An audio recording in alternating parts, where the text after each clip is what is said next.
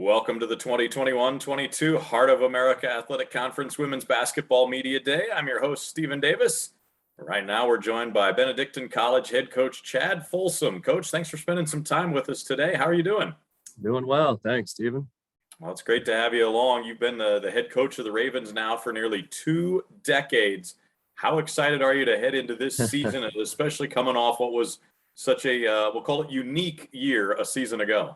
That's for sure. Yeah, it was definitely unique dealing with all the COVID protocol and everything like that. So I guess we were just fortunate last year to remain healthy as a team and able to get through the season and actually played all of our games and were able to, finish tied for third in the Heart of America Conference and also then go on to the national tournament. So we were fortunate to be able to get to that point and I give a lot of credit to our ladies and their perseverance and sticking to the protocols and doing what it took. And we're excited, to be able to do what we were able to do. But also now we're looking forward to this season and hoping to build off of last year. So you head into this year, you get going with these preseason practices. I know players sometimes not a huge fan, kind of a grind for them. Coaches seem to love it. How's it been going from your perspective here in the preseason? It's going well. We've got our top 6 scorers are back from last year. So we've got some veteran leadership out there. But we're also trying to blend 6 new players into the mix. So, it's taking a little bit more time maybe than some years, but I feel like, the team's progressing and getting better every week. And, we're trying to put in a lot of things. Like you say, with coaches, we got a lot of things to try to get in before that first game. And I feel like, we're moving in the right direction and definitely, getting better and better at it each day that we're out there. So we're excited and looking forward to our first game. And I think the team's definitely going in the right direction right now. So you mentioned your trip to the national tournament last year. You've been to the Final Four there back in 2016. What's it going to take for your team to get back there this year? Do you have any specific things you've pinpointed so far that, hey, if we take these steps, we've got a good chance to be where we want to be? Yeah, I mean, we've been there quite often, like you said, 6 of the last 9 years. And I think we kind of know what it's going to take. But, one thing is our conference is so darn tough, top to bottom that, everybody in the league is good and it's going to be a grind and a battle every night. So one big thing, you got to stay healthy. We got to make sure we can stay healthy for 30 games. And then also I think, defense is always key. If you can play good defense, give yourself a chance to succeed even on those nights when you're not making shots. You give yourself a chance. I think we like to be prepared. I think our team's pretty good at preparation and getting ready for the next opponent. That's one thing I think with our conference, that there's all different kinds of styles and all different ways of playing. And, every night it's a new challenge and a new thing that you got to try to, deal with and overcome. So I think that makes it fun, makes it exciting, makes it challenging. But, I think it just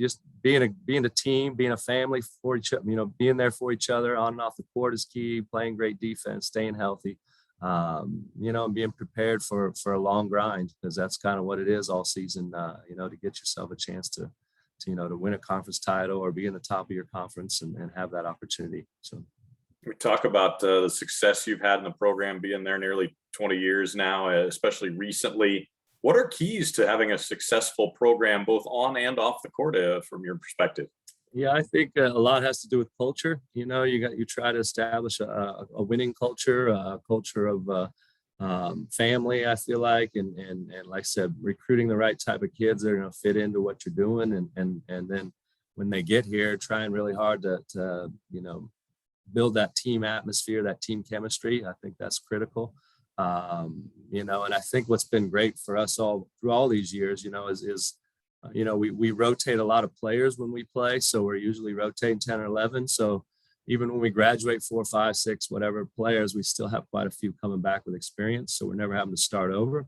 And then we really rely and count on those upperclassmen, those seniors, those leaders, that have been through it, to really be the ones that to be the examples for our younger players and pull them in right away. So we're kind of a program that's not been built a lot on transfers. We get a few here or there, but we got a lot of freshmen. It's kind of the way we build it. And they learn the system, learn how we do things. And through the course of their career, usually, they get better and better as they're in here with us. And So it's kind of a, like I said, building a culture, I think is the main thing, and then having it trickle down from year to year, and keeping our expectations high. We always want to be at the top of the conference, and we want to do things the right way to give ourselves a chance to do that. So I think, holding ourselves accountable daily and trying to do those little things correctly all the time, I think that's what makes a difference.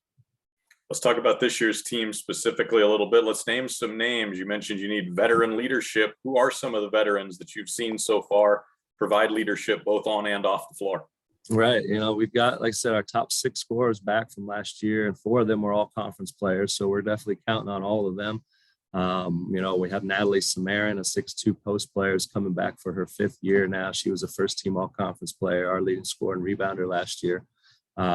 We also have a second team all conference performer back in Skylar Washington. She's also a senior this year, a wing player for us that can score, on the perimeter and inside.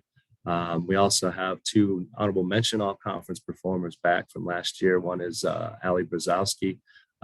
She was an inside post player forward for us, our 3rd leading scorer last season, good rebounder, finisher around the basket.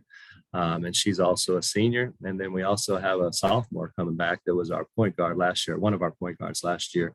And she was honorable mention all conference, and that's Allie Kramer. And, she's really developed, and I think she's going to be a really, really good player for us this year. And each year she grows into this role, but really quick, athletic point guard that can get it to the rim, and her outside shots got a lot better. So, those are the 4 we're counting on the most, but we got a lot of, like I said, a lot of players that have played a lot for us. Aaliyah Raines is another wing player. It'll be a junior for us. She was our 5th leading scorer last year. Twyla Carasquillo played the 4 for us last year as a junior as well. She was our 6th leading scorer. Heather Ronnebaum's another one that played some minutes last year, our 7th leading scorer. So, we got a lot of gals with a lot of experience. So we're counting on all of them to step up and lead us this year. With as many people as you have back, do you have any newcomers, new faces at least, that have a chance to make an impact and see some time? Yep, we do. We've brought in 4 freshmen. And they've been doing well. A couple of those gals are all state performers and have really started to pick things up quickly. One would be Madeline Melton. She played at Lewisburg High School in Kansas. She was a all-state player at 5A or 4A there, and she's been doing well on the inside. So I expect her to help us give some depth there. Kennedy Nicholson is a guard from played down at Eisenhower Goddard High School, 5A All-State selection in Kansas as well. And gives us some good outside shooting, and I think she's been picking things up very, very quickly. We also have another 6'1" forward from Capon in Wichita. We got Jennifer Jacobs, so I think she's coming along and learning things. We got one transfer coming in from Colorado Christian College, played last year. She's from Olathe Northwest High School. Riley Wade, another kind of a bigger wing player that gives us some size on the wing and can shoot the ball too. So all those gals have been progressing pretty well, and we're hoping that all of them are going to help us throughout the course of the year. That's Benedictine College women's coach Chad Folsom. Coach, sounds like an exciting year coming up for the Ravens. Best of luck, and thanks for your time. I appreciate it. Thank you.